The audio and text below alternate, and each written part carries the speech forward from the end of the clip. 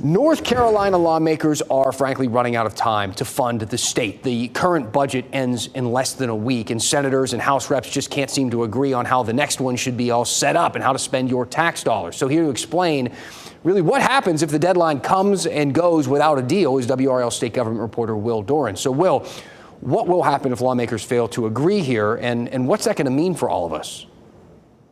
Yeah, Dan, it is not too unusual for the legislature to fail to meet this July 1st deadline to pass a budget.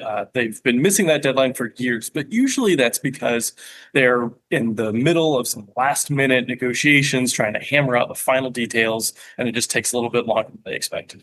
This year, that is not the case. They don't really seem to even be particularly trying to reach a budget deal. They are just so far apart in their disagreements over tax policy, over teacher pay, over all sorts of big ticket items. We're talking hundreds of millions of dollars here, hundreds of millions of dollars there for the budget. And some lawmakers are pretty unhappy with the lack of progress so far. Here's what we heard today from Wilmington State Representative Dan Haggerty.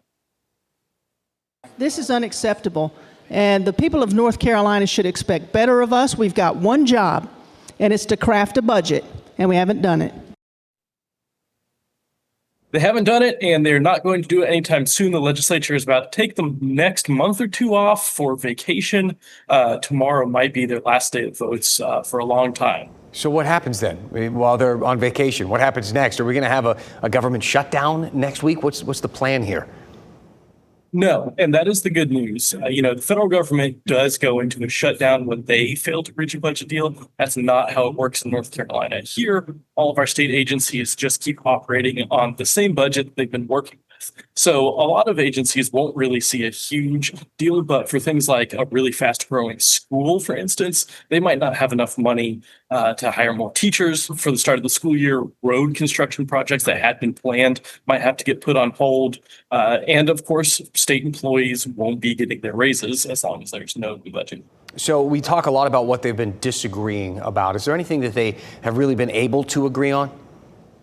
Yes, there has been. It seems like they've been able to focus on everything but the budget. The past couple of weeks have seen just a really flurry of bills on guns, on immigration, on transgender issues, on DEI. Just today, we saw 3 different DEI bills pass the House and the Senate.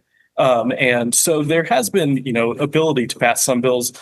Governor Stein has already vetoed some of those bills. Others are awaiting action from him. In the meantime, he is calling on the legislature to just do something on Helene. That has also gotten caught up in this whole budget mess here. And I just spoke with the House Speaker, Destin Hall, about 15 minutes ago about Helene, and he said that there should be some good news on that front tomorrow. So we're watching that. All right, sounds good. Thank you, Will. We've got more legislative coverage on WRAL.com. You can just click on that NC Capital section.